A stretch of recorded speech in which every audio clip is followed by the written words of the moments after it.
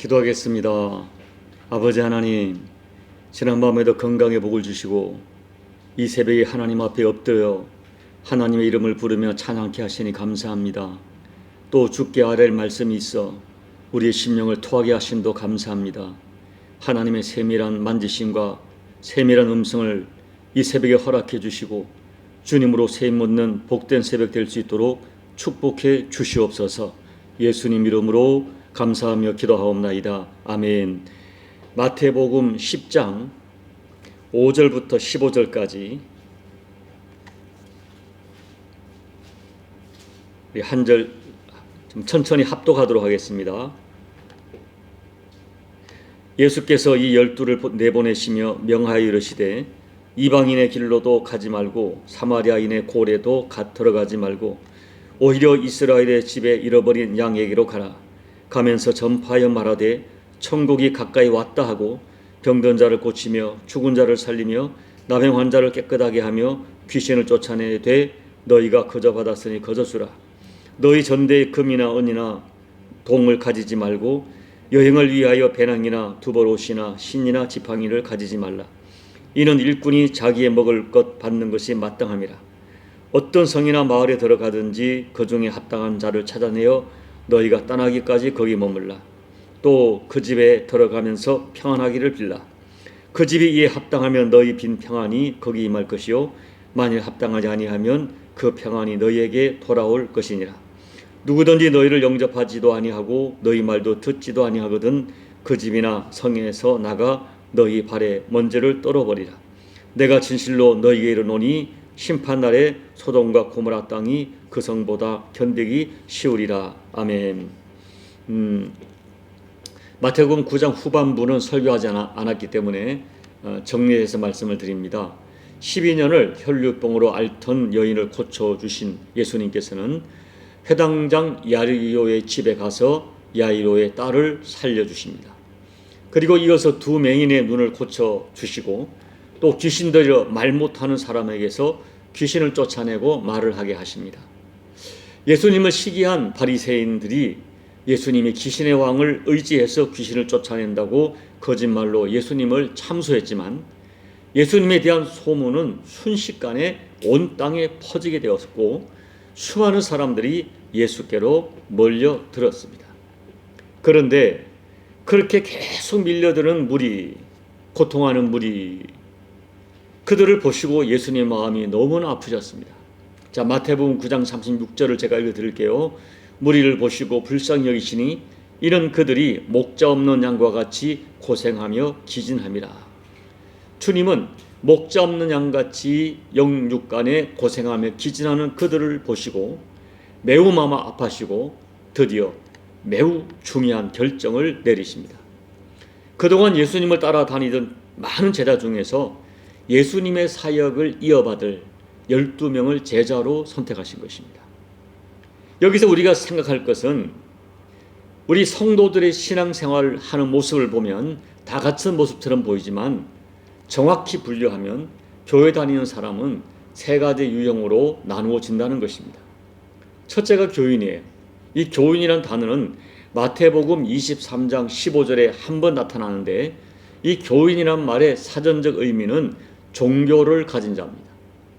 그러니까 교인이란 말은 세상의 많은 종교 중에 기독교의 호감을 가지고 기독교를 선택한 사람을 의미합니다. 엄밀하게 말하면 기독교인이 되었다고 해서 반드시 구원받았다고 할 수는 없습니다. 두 번째가 신자입니다. 사도행전 10장 45절에 나타난 신자의 헬라어는 피스토스입니다. 이 사람들은 예수님이 하나님이신 것과 예수님이 십자가에서 흘리신 피로 나의 모든 죄가 용서받았다는 것을 믿습니다. 그리고 예수님의 부활을 믿고 다시 오실 예수님의 재림을 믿고 예수님을 내 인생 나의 구세주와 주님으로 영접한 사람입니다. 그 입술로 예수님을 주여라고 부르는 사람입니다. 그러나 여전히 자기가 자기 인생의 주인 되는 경향을 좀처럼 극복하지 못합니다.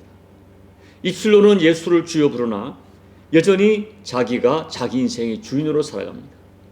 마태복음 16장 24절에서 주님께서 말씀하기를 누구든지 나를 따라오려거든 자기를 부인하고 자기 십자가를 지고 나를 따르라고 요청했지만 아직도 내가 내 인생의 주인이기 때문에 자기 십자가를 지지 못하는 사람입니다. 세 번째가 제자입니다. 제자는 주님의 말씀처럼 주님을 따르기 위하여 기꺼이 자기를 부인하고 자기 십자가를 지는 사람들이고 이 땅에서 주님의 사명을 이어받아서 하나님 나라를 확장하는 사람들입니다. 우리가 주목할 것은 예수님께서는 우리에게 신자가 되라고 말씀하신 적은 없지만 제자가 되어야 한다고 분명히 말씀하셨다는 것입니다. 그렇기 때문에 진심으로 예수님을 영접한 사람은 결단코 교인이나 신자의 수준에 절대 만족하지 못합니다. 본능적으로 제자의 삶을 사모하게 되어 있다고 저는 믿습니다. 그런 의미에서 모든 교인은 반드시 신자가 되어야 하고 모든 신자는 반드시 제자가 되어야 합니다. 예수님을 믿는다 하지만 교회를 다니지만 큰 부담 없이 그냥 부담 없이 예수를 믿으려는 마음, 제자가 아닙니다. 저는 여러분 모두가 부담 없이 예수 믿으려는 교인, 신자로 교회 다니지 말고 주님과 하나님 나라를 위하여 기꺼이 헌신하는 자기 십자가를 지는 제자의 신앙을 선택하기를 진심으로 축복합니다. 그렇다면 제자는 어떤 사람일까요? 자, 1절 말씀을 보면 주님이 부르셔서 12명의 제자들에게 더러운 귀신을 쫓아내고 모든 병을 고쳐주시는 권능을 주시고 그들을 파송해. 그런데 주님께서는 파송되는 제자들에게 매우 중요한 부탁을 하셨어요. 그 부탁이 뭐냐 하면 제자들이 가져야 할 마음 자세입니다. 그렇기 때문에 제자가 된다는 것은 남들과 구별된 특별한 은사를 가졌다는 뜻이 아니에요. 제자의 자격은 오직 마음 자세와 태도에 달려 있습니다. 참 제자, 참 신앙인은 마음 상태가 구별되고 마음 씀씀이가 다릅니다. 그렇다면 오늘 말씀에서 주께서 요구하시는 참 제자의 마음, 제자는 어떤 사람이어야 할까요? 첫째, 참 제자에게는 주님처럼 긍휼의 마음이 있어야 합니다. 우리가 다시 한번 예수님께서 제자들을 파송하는 결정적 동기가 된 당시에 예수님의 마음을 한번 살펴보겠습니다. 자, 9장 36절, 마태복음 9장 36절 함께 읽어볼까요? 무리를 보시고 불쌍히 여기시니 이는 그들이 목자 없는 양과 같이 고생하며 기진함이라. 주님은 자기 주변에 끝없이 몰려드는 백성들, 그들의 상처, 그들의 아픔 보시면서 가슴이 아팠어요. 참된 목자가 없어 이리저리 유리하고 또 이 죄악된 세상에 살면서 상처받고 고통하는 그들을 보시고 마음이 아프셨습니다. 불쌍한 마음이 들었습니다. 그런데 이때 불쌍히 여긴다는 단어의 어원은 내장이 뒤틀릴 정도로 아프다는 의미를 가지고 있어요. 여러분, 우리가 성경을 보면 예수님께서는 이 땅에 계시는 이 공생애 또한 계속해서 처음부터 마지막까지 이 긍휼의 마음, 불쌍히 여기는 마음을 가지고 우리 인간을 선대하셨습니다. 제자가 누굽니까? 그 주님의 마음을 가지는 사람들이에요. 내 주변에 예수님 몰라서 죽어가는 사람들을 바라보면 예수님처럼 내 내장이 아플 정도로 그들을 불쌍히 여겨야 합니다. 내 주변에 교회를 다니지만 연약한 교우를 바라보면서도 주님의 마음으로 바라봐야 돼요. 심지어 나를 싫어하고 대적하고 미워하는 사람들에게도 긍휼히 여기는 주님의 마음을 품어야 합니다. 참 제자는 첫째, 주님의 마음을 품은 사람들이에요. 둘째, 제자는 주님을 위하여 치룰 희생을 기꺼이 감당하는 사람들입니다. 예수님께서는 제자들을 보내시면서 권능도 주셨지만 세 가지를 특별히 부탁했어요. 많이 가지지 말라, 충분히 입지 말라, 아무 곳이나 유하라 하는 말이에요. 가질 수 있는 것은 지팡이 하나, 신발 하나, 옷 한 벌 가지라 말씀합니다. 그리고 양식, 배낭, 돈 아무것도 넉넉히 충분히 가지지 말라고 말씀합니다. 여러분, 당시의 상황, 특히 여행객들에게 필요한 양식, 배낭, 돈 절대적으로 필요한 것이죠. 그런데 예수님은 왜 이것을 그렇게 많이 준비하지 말라고 하실까요? 이 말씀의 진정한 의미는, 가장 중요한 의미는, 제자는 먹을 것, 입을 것, 잠잘 것 이런 것들의 의식주에 너무 신경 쓰지 말고 오직 주님을 전적으로 신뢰하라는 것입니다. 그리하면 너희가 진정으로 그의 나라와 그의 일을 구하면 너희 아버지께서 너희가 구하는 모든 것들을 너희에게 다 책임져 주신다는 약속이죠. 또 다른 의미는 사역에 집중하기 위해서 생활을 단순하라는 거예요. 사람들이 너무 많이 가지고 많이 누리기 위하고 번잡하게 생각하고 고민하고 에너지를 집중하다 보니까 주님의 일을 하지 못합니다. 그래서 주님의 일을 하려면 생활을 단순하게 하라. 복음적 사명을 위하여 생활을 심플하게 재조정하고, 이렇게 무엇을 먹을까, 무엇을 마실까, 어디가 잘까, 먹는 것, 입는 것, 거주하는 것, 이런 것에 너무 많은 에너지를 쏟지 말라 하는 말씀이에요. 결국 오늘 말씀에 담긴 중요한 의미는, 제자는 주님을 위해서, 사명을 위하여 돈과 음식과 또 집과 두 벌 옷이 없는 그 불편함 기꺼이 감수해야 한다는 것이에요.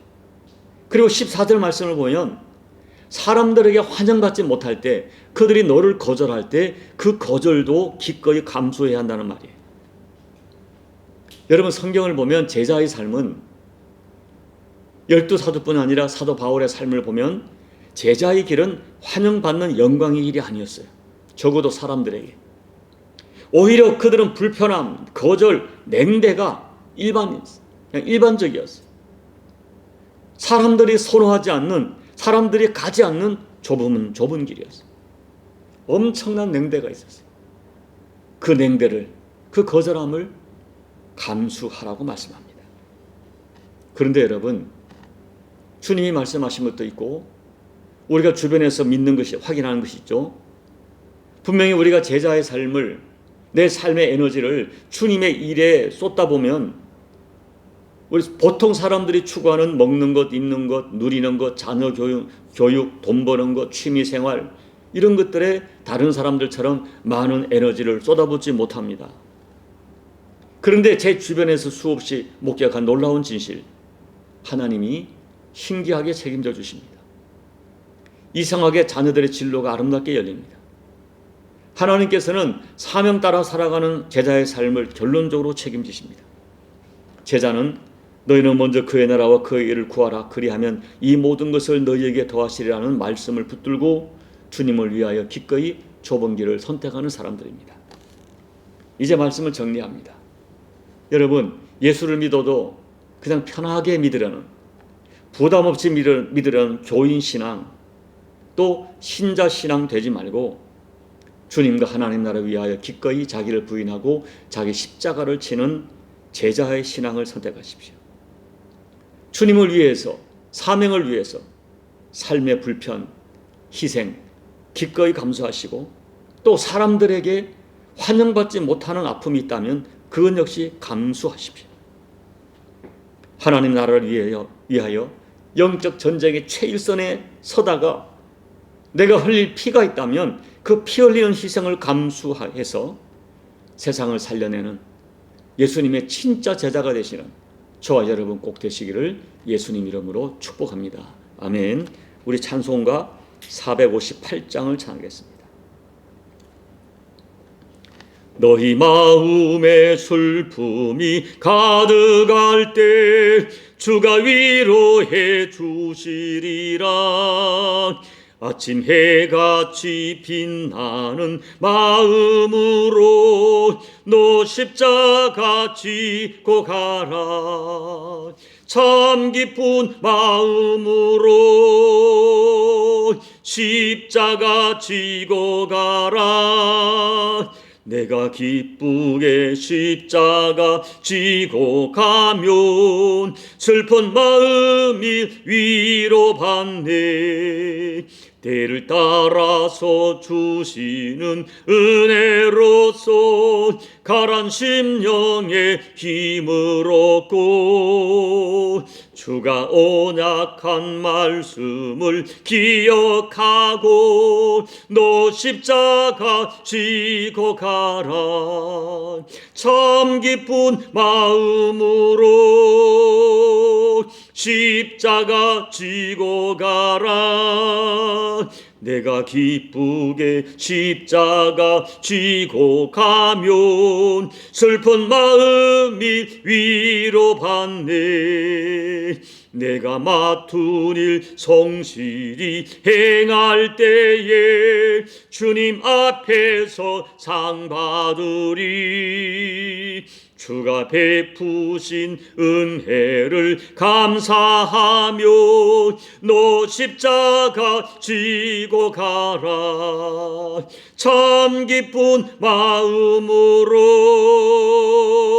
십자가 지고 가라. 내가 기쁘게 십자가 지고 가면 슬픈 마음이 위로받네. 하나님 아버지, 제자의 삶을 살아가는 저희가 되게 도와주십시오. 주님이 나를 위해 흘렸던 그 엄청난 그 고난, 희생, 십자가 사랑을 생각하면서 주님이 내게 베푸신 사랑의 100분의 1, 1000분의 1, 만분의 1이라도 갚아드리는 그런 빚진 자의 가슴을 안고 나도 주님과 같이 긍휼히 여기는 마음을 가지고 사람들을 선대하며 내게 주어진 사명을 감당하기 위하여 내가 감당해야 될 삶의 불편과 희생을 기꺼이 감당하여 참 제자의 삶을 살아가는 우리 모두가 되어지다가 그날에 하나님 앞에 잘했다 착하고 충성된 종아 주님의 뜨거운 영접을 받는 우리 모든 교우들 될 수 있도록 은혜 베풀어 주옵소서. 예수님 이름으로 감사하며 기도하옵나이다. 아멘. 여러분은 교인입니까? 아니면 신자입니까? 아니면 주님 말씀을 따라 자기를 부인하고 따기 십자가를 지고 주님을 따르는 제자입니까? 오늘 말씀을 생각하면서 주님, 불편하고 어렵고 또 사람들이 몰라주고 인정하지 않아도 주께서 원하시는 제자의 삶을 살아가겠습니다. 결단하는 기도를 드리십시오.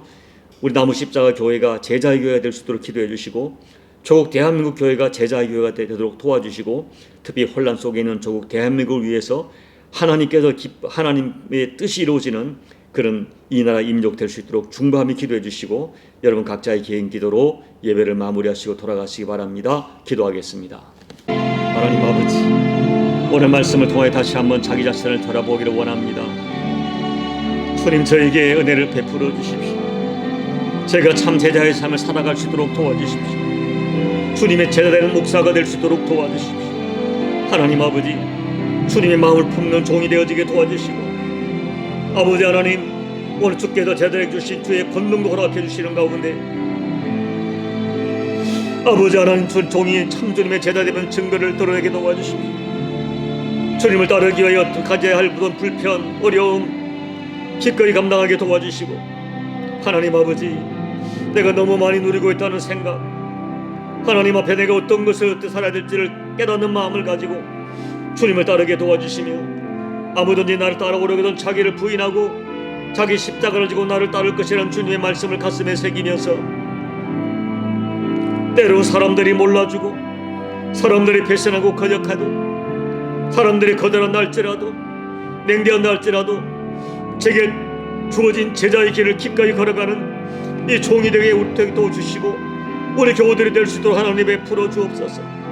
아버지 하나님, 여전히 심령 속에 사람에게 인정을 받는 마음이 있음을 고백합니다. 사람들에게 불편함을 감당할 때 마음의 섭섭함이 있음을 고백합니다.